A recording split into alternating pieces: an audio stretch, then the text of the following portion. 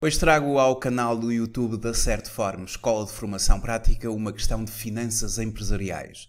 Vamos ver aqui de uma forma introdutória alguns dos principais critérios de avaliação de investimentos reais. Critérios como o VAL, a TIR, o índice de rendibilidade, o período de recuperação do investimento. Vamos fazer um caso prático simples para aplicação destes mesmos critérios. Mas quero começar por lhe agradecer o facto de estar a visualizar este vídeo. Sejam muito bem-vindos à Certform Escola de Formação Prática. Eu chamo Miguel Fragoso, sou economista e contabilista certificado e sou formador nas áreas da contabilidade, fiscalidade, finanças empresariais e gestão de negócios. Sou formador de um amplo conjunto de cursos ministrados pela Certform Escola de Formação Prática.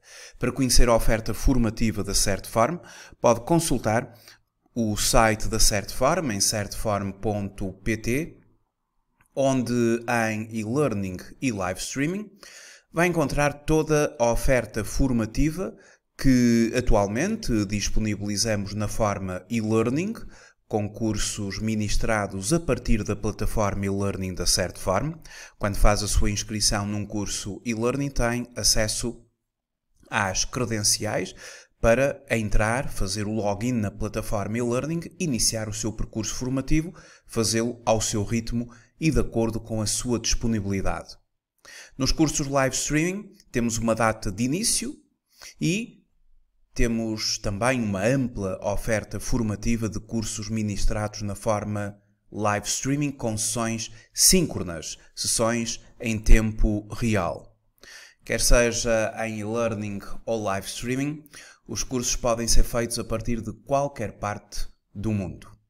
Vamos então ver um exemplo sobre critérios de avaliação de investimentos reais. Imaginemos a seguinte situação. Temos um laboratório de análises clínicas que pretende fazer o seguinte.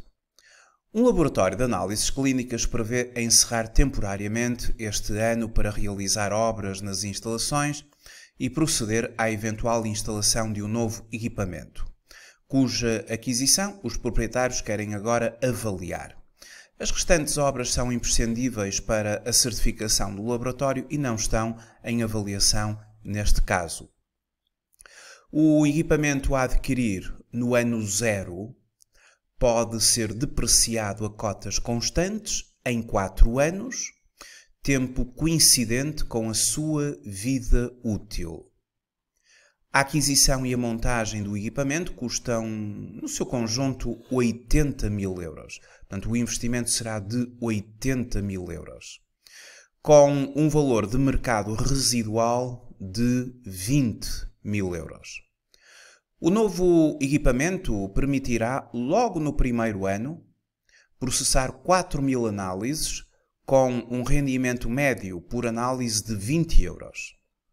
Para os restantes anos, considera-se um aumento de 10% ao ano na quantidade de análises clínicas realizadas. Por sua vez, cada análise tem um custo variável de 4 euros, um custo variável unitário de 4 euros, a que se juntam como custos fixos a depreciação do equipamento e mais 6 mil euros anuais de despesa com pessoal técnico. O financiamento será realizado com recurso a 38% de dívida e com uma taxa de juro de 5,35%.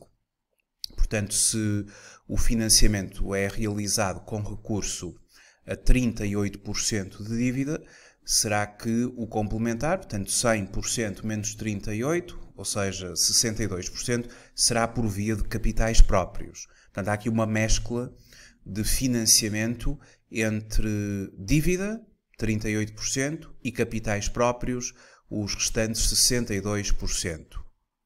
A taxa efetiva do imposto desta empresa é de 25%.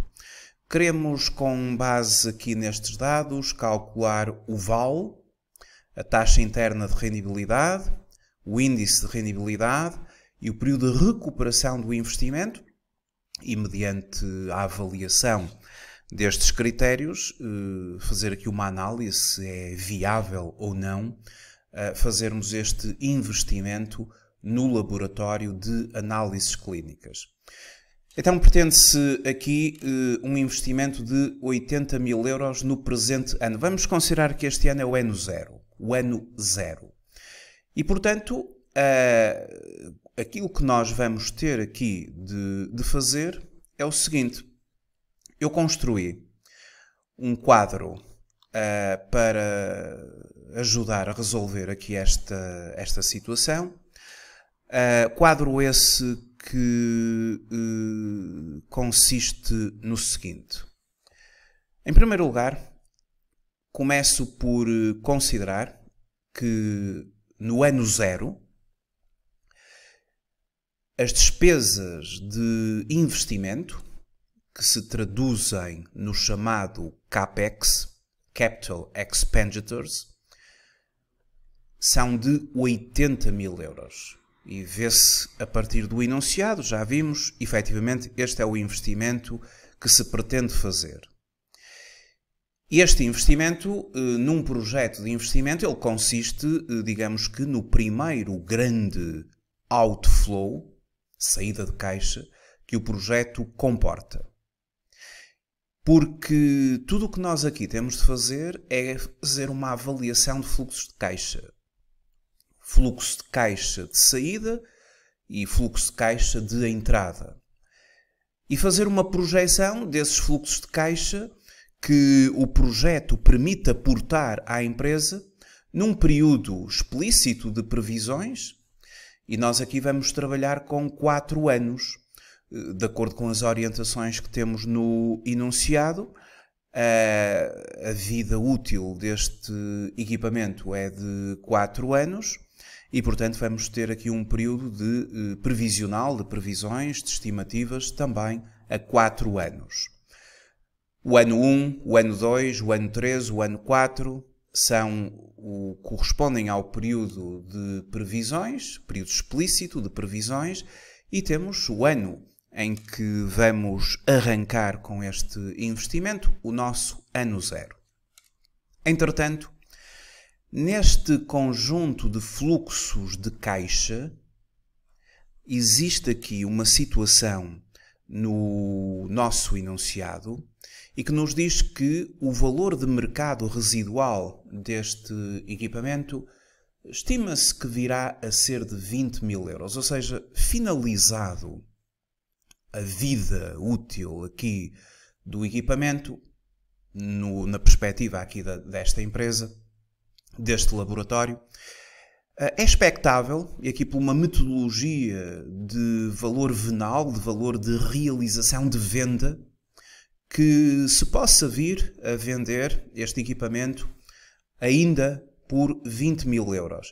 E este valor residual, nesta perspectiva de valor venal, ele incorpora aqui a possibilidade de vir a ter um aporte de fluxo de caixa para o investimento e que consiste na simples alienação do mesmo no términos aqui da vida útil. Agora a questão a colocar é a seguinte: se eu vender este equipamento no final por 20 mil euros, eu terei de verificar se vou conseguir produzir com isto alguma economia fiscal ou não, ou se vou efetivamente ter de ser tributado em relação a mais valias que poderão ocorrer nesta situação.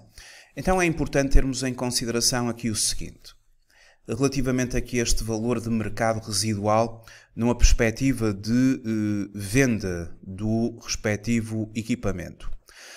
A verdade é que o equipamento, e isto são cálculos que eu realizei aqui nesta parte final, quando se vende um equipamento, poder-se-á obter uma mais ou uma menos-valia, ou seja, uma perda ou um ganho. De qualquer forma, a mais ou menos-valia ela é calculada com base nesta fórmula.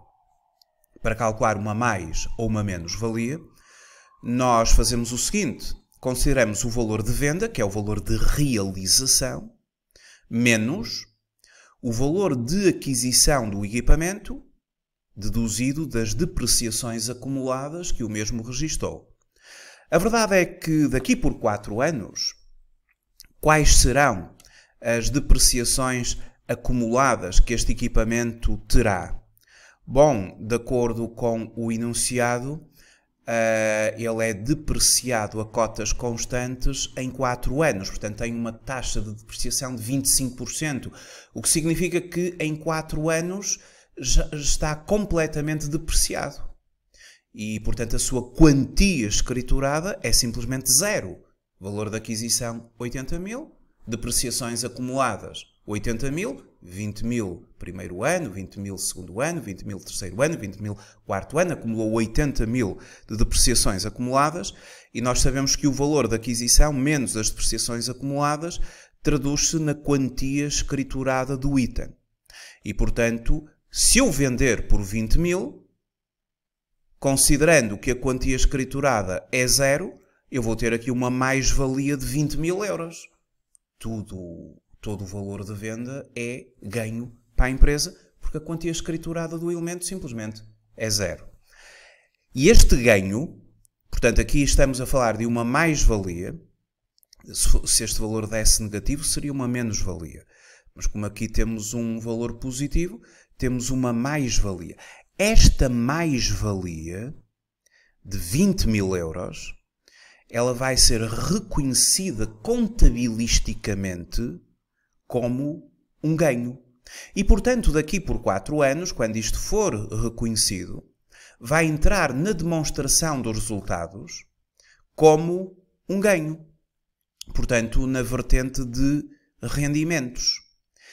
E, portanto, ao entrar na componente de rendimentos como um ganho, vai provocar um aumento dos resultados contabilísticos da empresa.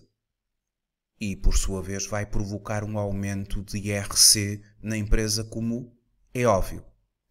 E considerando que a taxa efetiva de IRC desta empresa é de 25%, significa que vamos ter de pagar, daqui por 4 anos, e considerando a mesma taxa efetiva, mais 25% sobre 20 mil euros do que pagaríamos se não tivesse ocorrido, ou se não ocorrer previsionalmente, logicamente, esta mais-valia. E, portanto, ao ter de pagar mais 5% de IRC, por via da mais-valia que futuramente, daqui por 4 anos, vai ser incorporada nos rendimentos dessa demonstração dos resultados, isto vai provocar uma diminuição do nosso caixa em 5 mil euros, traduz-se em mais imposto a pagar. Claro, vamos ter de desembolsar 5 mil euros a mais de IRC. Isso significa que aquele valor de 20 mil euros que estamos a prever tem que ser compensado por esta implicação de âmbito fiscal de ter de pagar mais 5 mil euros de IRC, ou seja, no fundo, vamos ter ali um aporte de um inflow de apenas 15 mil. 20 mil do tal valor de realização, menos 5 mil do tal impacto fiscal que esta situação vai provocar na nossa empresa. Portanto, este valor residual teve ali o efeito da questão da implicação fiscal, da mais-valia que provoca um aumento do imposto e, consequentemente, uma diminuição do nosso caixa em 5 mil euros. Portanto, vamos considerar apenas 15 mil de aporte de inflow para o projeto. Porque, no fundo, a avaliação de um projeto de investimento nada mais é do que fazer aqui uma série de previsões de fluxos de caixa. Obviamente que nós temos uma ampla construção de mapas, de acordo com os modelos de avaliação do IAPMEI.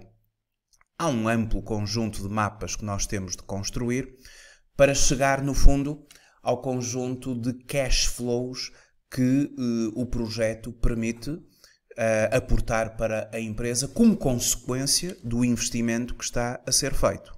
E, portanto, isto aqui é uma análise bastante simplificada, pressupõe uma série de mapas, mas que vão, efetivamente, traduzir-se num produto final, onde nós vamos ter um mapa de cash flows e vamos utilizar uma metodologia dos fluxos de caixa descontados e que consiste no seguinte. Fazemos então uma projeção dos fluxos de caixa do investimento, as despesas de investimento e depois este último fluxo de caixa que se traduzirá no valor residual e que eu já expliquei. E agora vamos ver qual o impacto que este equipamento vai produzir para esta empresa em termos de vendas, prestações de serviços, e em termos de gastos. E em termos de vendas, aquilo que é o impacto deste investimento traduz-se no seguinte: o novo equipamento vai permitir, logo no primeiro ano, processar 4.000 análises. 20 euros por cada uma. Portanto, 80.000 euros. Isto, num laboratório, as análises consistem em prestação de serviços. E depois, prevê-se um aumento de 10% na quantidade de análises daí para a frente. Então, eu fiz esta estimativa. Portanto, no primeiro ano, após o ano zero, temos ali 4.000 euros vezes 20 euros. Desculpem, 4.000 análises vezes 20 euros, assim é que está certo. E depois um incremento de 10% em cada um dos anos subsequentes. E, portanto, esta é a previsão de volume de vendas ou de volume de prestação de serviços que este investimento, através desta máquina de análises, permite incrementar na empresa. Quando nós estamos a analisar um projeto de investimento, estamos a analisar as implicações que o investimento vão ter nas demonstrações financeiras da empresa. Ou seja, o quanto as vendas vão aumentar em função daquele investimento.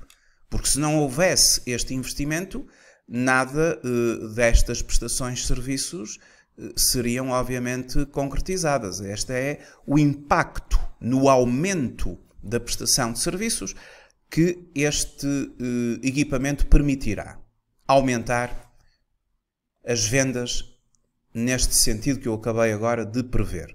Mas depois há a contrapartida dos gastos. Obviamente que é preciso incorrer em gastos para poder alcançar determinado montante de vendas.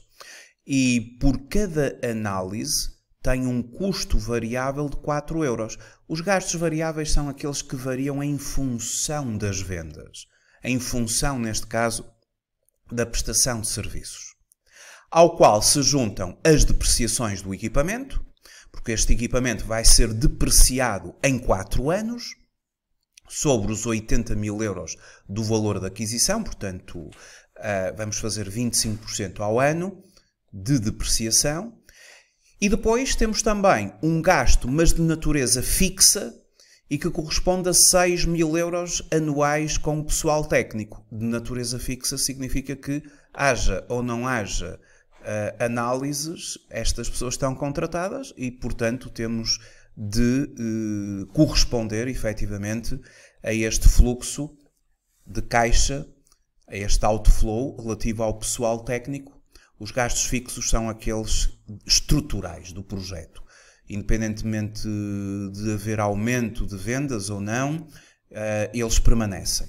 Os gastos variáveis acompanham, obviamente, o ritmo dessas mesmas vendas. E assim foi feita a previsão.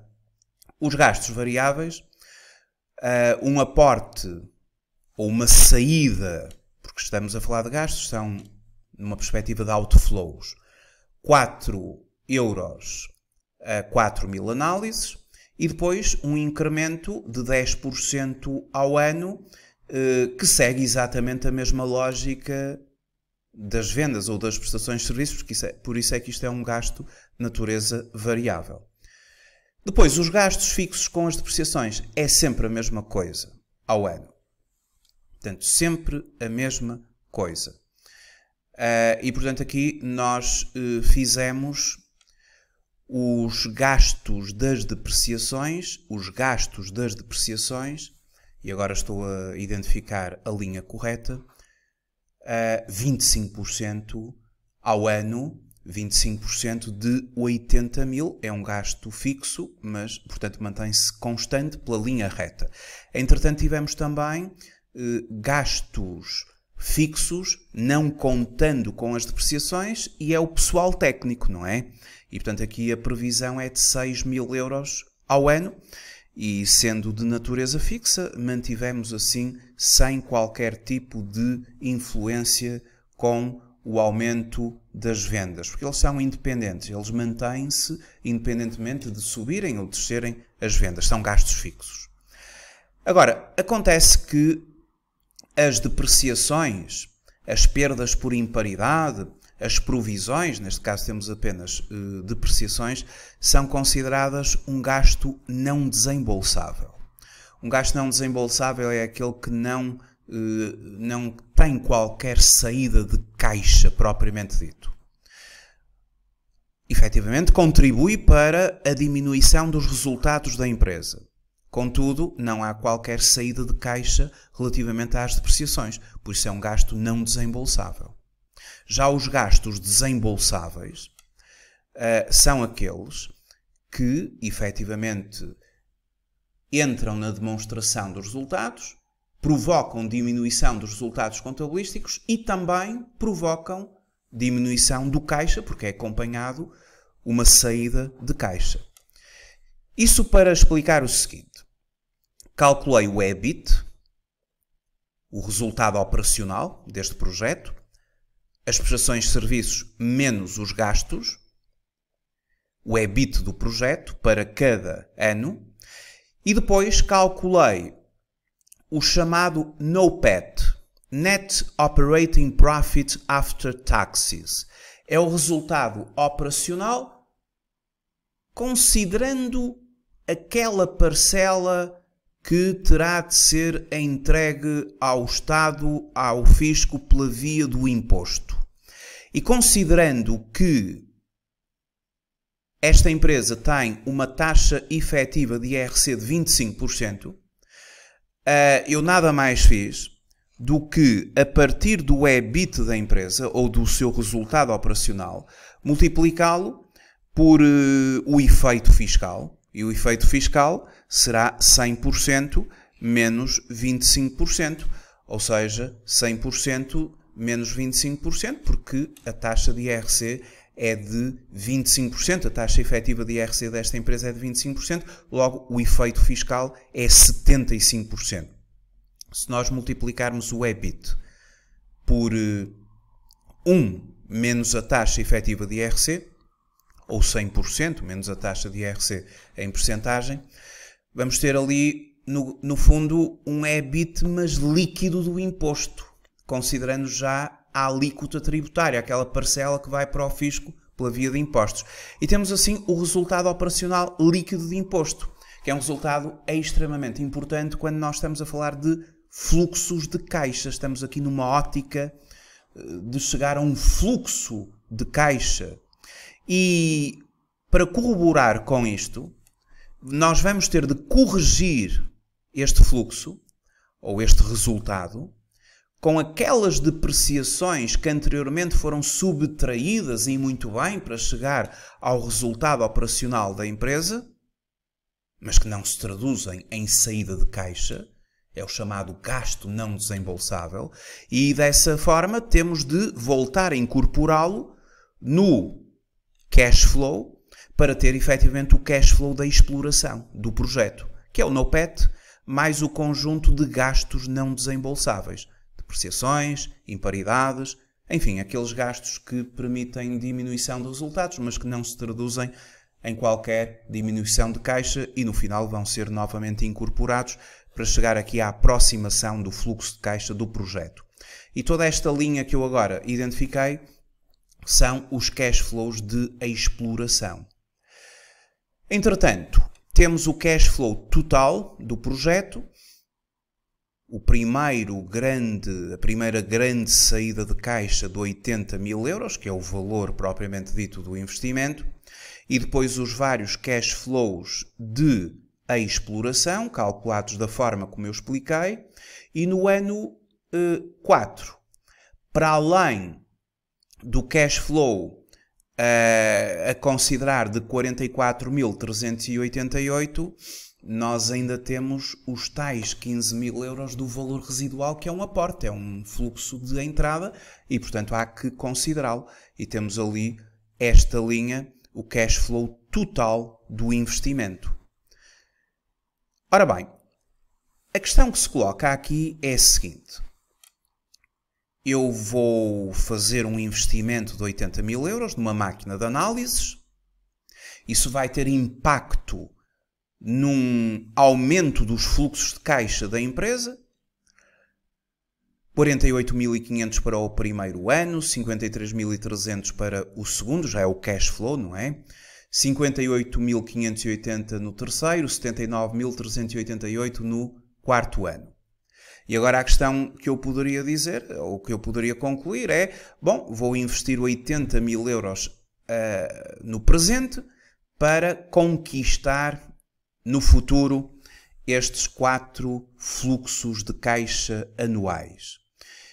Isto compensa-me, estou eu a pensar, mas nós não podemos pensar dessa forma porque em matemática financeira não é possível fazer uma soma de capitais posicionados em momentos futuros e compará-los com um fluxo num momento presente. Isso não é possível. Em matemática financeira nós temos de fazer atualização de capitais. Ou seja, existe a questão do valor do dinheiro no tempo. E, portanto, nós temos aqui 48.500 euros que têm que ser atualizados ao momento presente, 53.300 euros que têm que ser atualizados ao momento presente, 58.580 que têm que ser atualizados ao momento presente e 79.388 que têm que ser atualizados ao momento presente. E só após essa atualização dos capitais, ou neste caso dos fluxos de caixa, é que nós vamos poder compará-los com o investimento propriamente dito.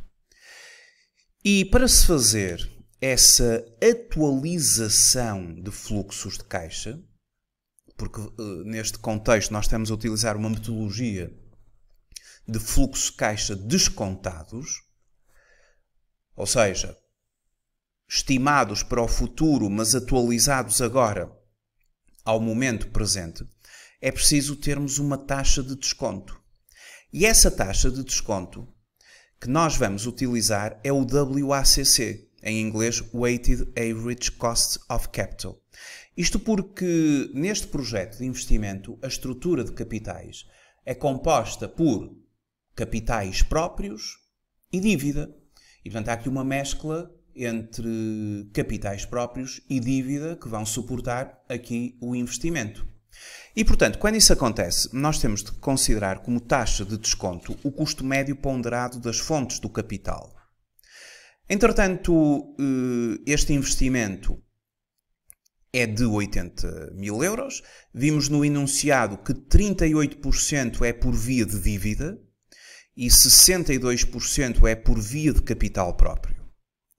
Então, eu multipliquei os 80.000 euros por 38%, portanto, recorre-se 30.400 euros a dívida e o restante a capitais próprios para prefazer em conjunto os 80.000 euros. Portanto, esta é a estrutura de financiamento aqui do investimento.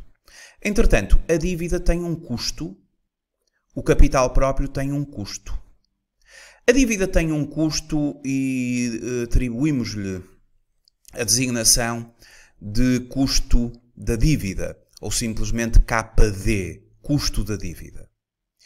O custo da dívida ele vai ser ali multiplicado por 1 menos a taxa efetiva de IRC.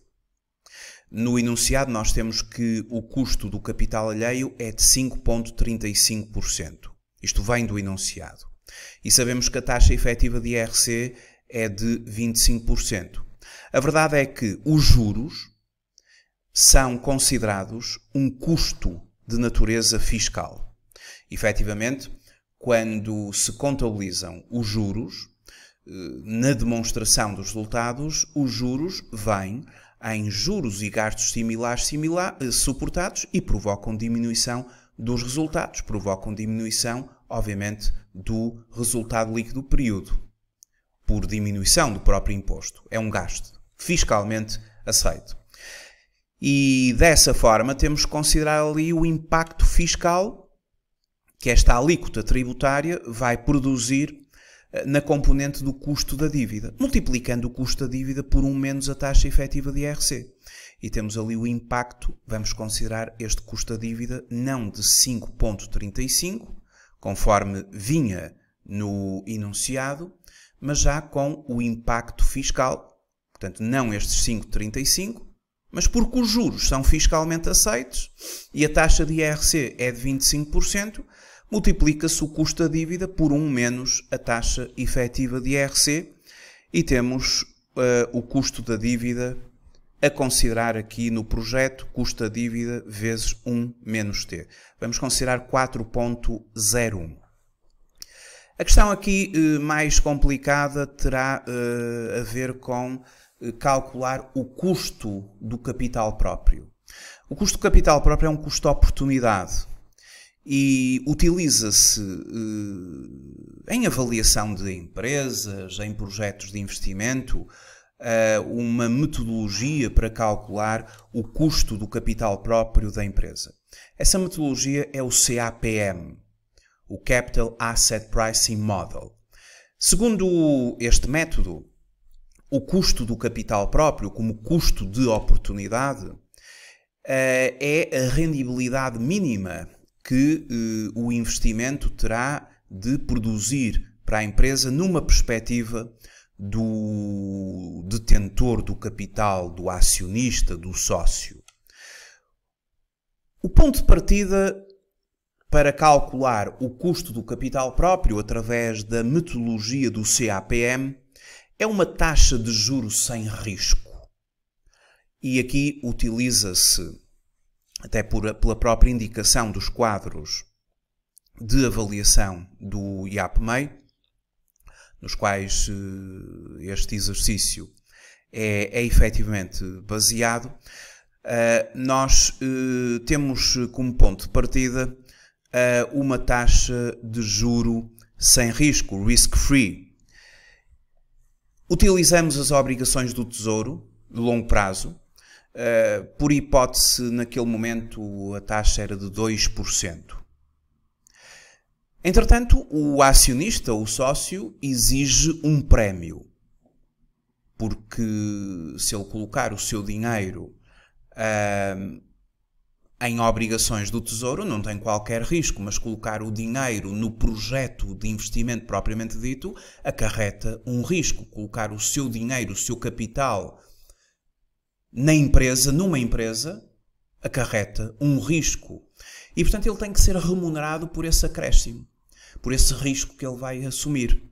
E isso traduz-se no chamado prémio de risco de mercado.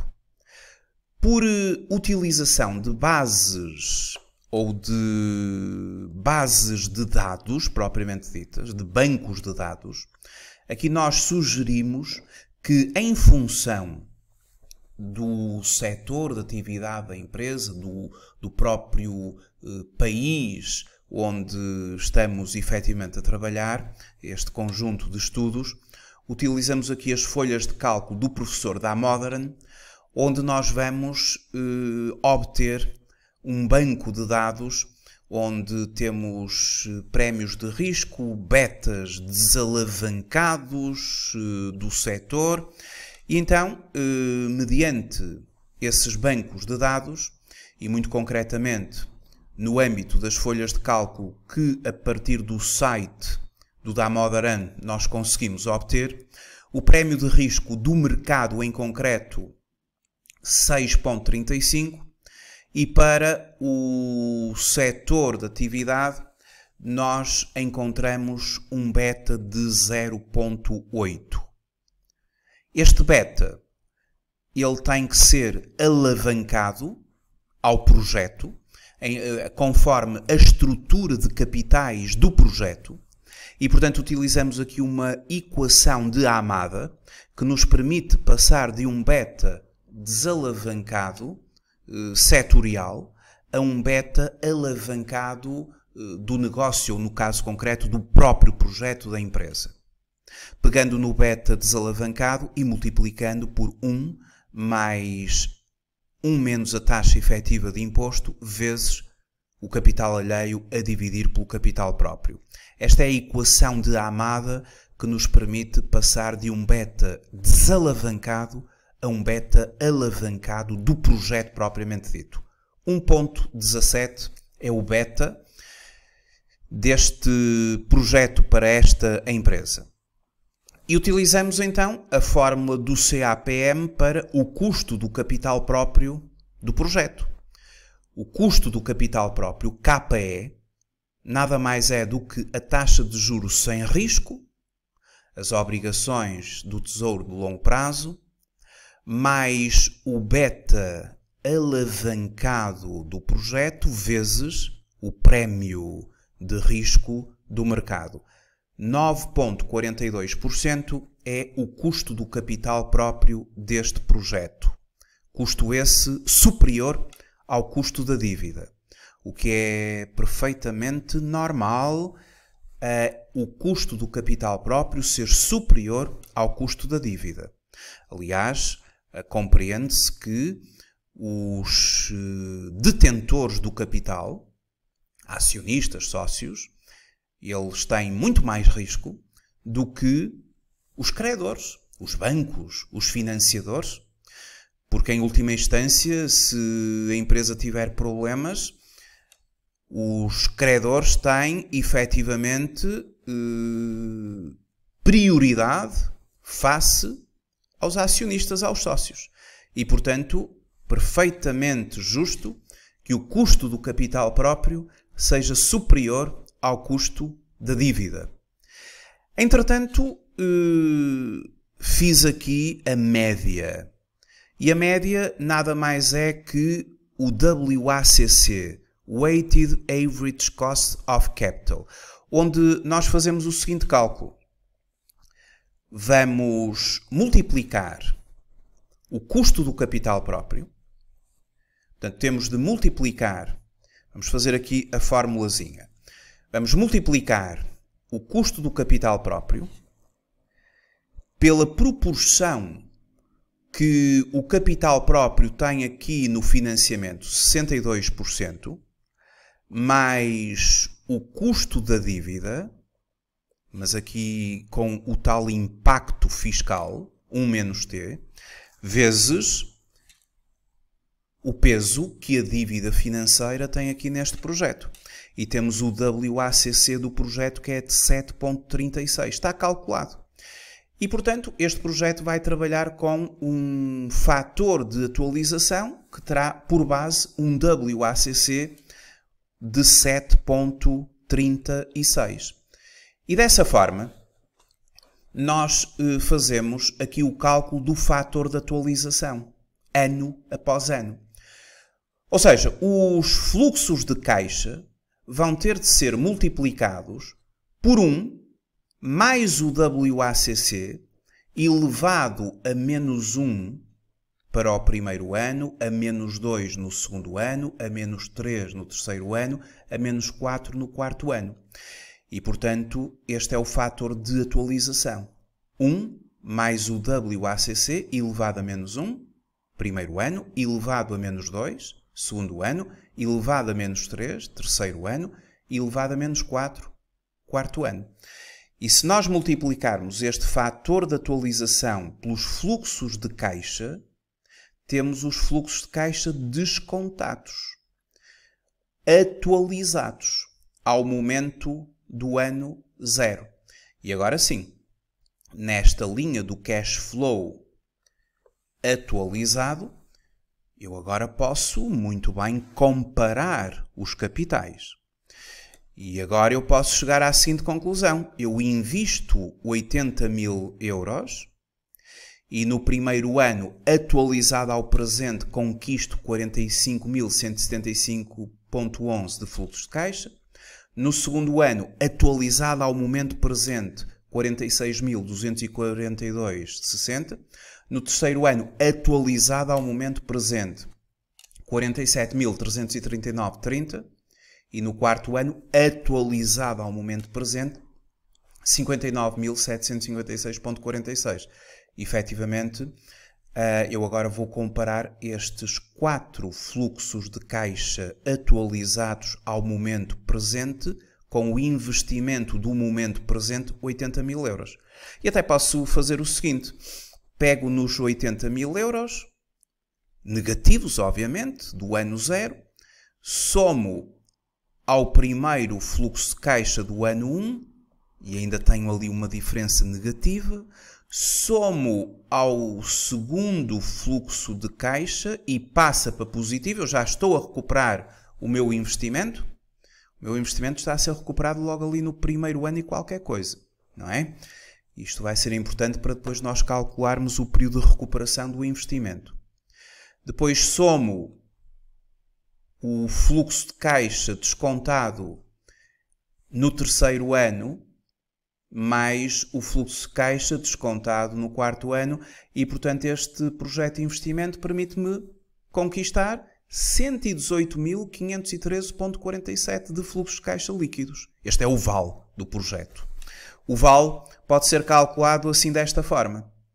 Ou então, podemos utilizar a fórmula do próprio Excel, em que o VAL nada mais é do que menos o investimento, mais o VAL, o qual utiliza uma taxa de desconto de 7,36% e onde serão atualizados os 4 fluxos de caixa ora identificados. Portanto, temos ali a formulazinha do nosso VAL.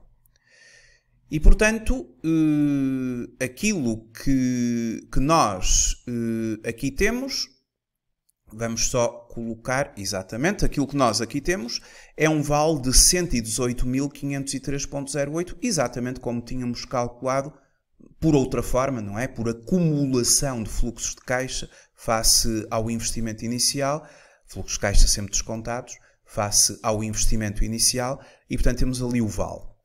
Agora, se nós considerássemos a taxa ou o fator, a taxa que permitiria alcançar um VAL igual a 0, nós temos a taxa interna de rendibilidade. A taxa interna de rendibilidade nada mais é que igualar a fórmula do VAL a 0 e resolver essa fórmula em ordem à incógnita, que é a tal taxa.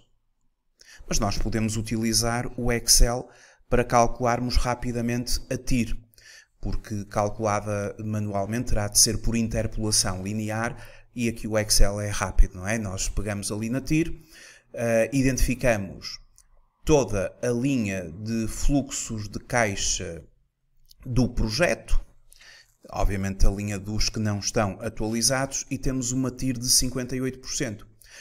É aquilo que eu expliquei. O que é a TIR? A TIR era exatamente a mesma coisa que igualar o VAL igual a 0. Para uma taxa de 58%, para uma taxa de 58%, o VAL é igual a 0. Para uma taxa de rendibilidade de 58%, o VAL é igual a 0. E podemos fazer este teste. Ou seja, o investimento mais, para calcular o VAL, considerando uma taxa de 58% e atualizando, estou a calcular exatamente o VAL como calculei ao bocado, mas em vez de estar a utilizar o WACC, estou a utilizar a TIR. E claro, daria 0.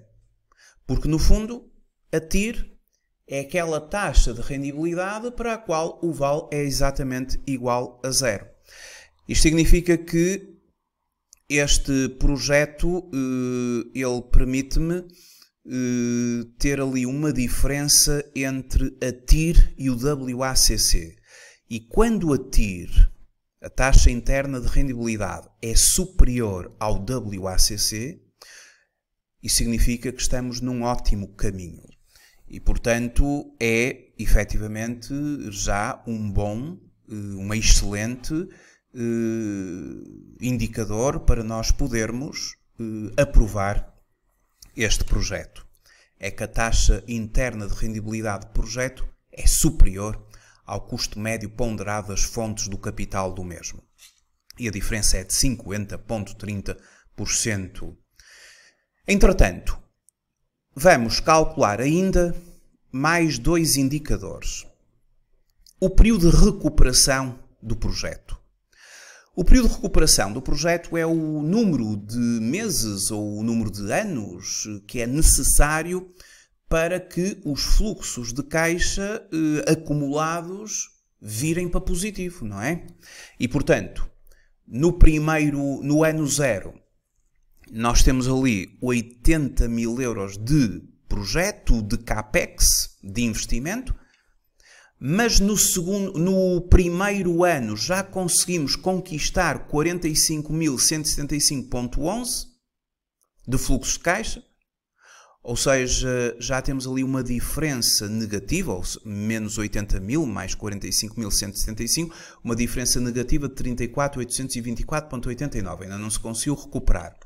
Mas, algures entre o primeiro e o segundo ano, consegue-se mais 46.242, portanto, no decurso do segundo ano, um ano e mais qualquer número de meses, e a partir daqui o projeto já passa a ter fluxos de caixa descontados e acumulados superiores ao próprio investimento. E, portanto, o período de recuperação deste projeto ocorre aqui a partir do segundo ano. Ou seja, com um ano e mais qualquer coisa do segundo ano. E essa mais qualquer coisa do segundo ano são meses, não é? E nós, por interpolação linear, vamos chegar a esse número de meses. Eu já sei que o projeto demora um ano e mais alguma coisa a recuperar. Mas para calcular corretamente, nós fazemos o seguinte. Fazemos aqui um cálculo onde o período de recuperação do investimento é dado por um ano, mais 34.824,89 em módulo, porque é o fluxo acumulado no primeiro ano, mas vamos transformá-lo em módulo, e depois vamos dividir pelo fluxo total do ano 2, e isto vai-me dar, e depois multiplicamos por 12, isto vai-me dar cerca de uma determinada percentagem, não é 34.824,89 a dividir por 46.242, dá uma determinada fração do segundo ano, que vezes os 12 meses do segundo ano corresponde a 9 meses, 37. E, portanto, este projeto demora a recuperar um ano inteiro, mais 9 meses e 37 ao longo do segundo ano. E, portanto, um ano mais 9 meses e 37, 9 meses 0,37, um ano mais 9 meses é o período de recuperação deste investimento. É o chamado payback period. Traduz-se no período de recuperação do investimento e expressa quantos anos será necessário para se recuperar o investimento. E foi calculado assim por um processo de interpolação linear, em que nós consideramos o fluxo acumulado daquele ano que antecede a passagem para positivo, não é?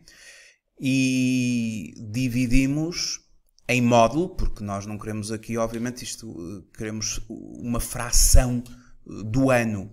E, portanto, dividimos em módulo pelo fluxo do ano seguinte e temos ali aquela proporção, aquela percentagem de 12 meses que constitui a recuperação do investimento. E dessa forma alcançamos um ano inteiro, mais 9 meses para podermos recuperar o investimento de 80 mil euros através da acumulação de fluxos de caixa que totalizam esse mesmo valor. E por fim, vamos calcular o índice de rendibilidade do projeto.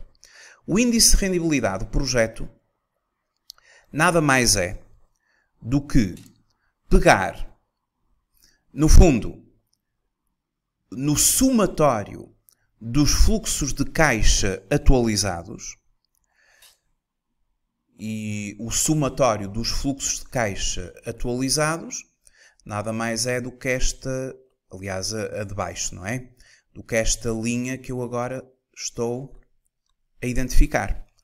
Portanto, o projeto permite-me conquistar à presente data, com fluxos de caixa atualizados, estes 45 mil, 46, 47, 59. Portanto, se eu dividir o somatório destes 4 valores pelo próprio investimento, que nada mais é do que 80 mil, eu tenho 2,48. Se multiplicasse por 100, teria 248%, ou seja, os fluxos de caixa que este projeto tem capacidade de conquistar, e devidamente atualizados ao momento presente, são mais do que o dobro do investimento que é feito no início.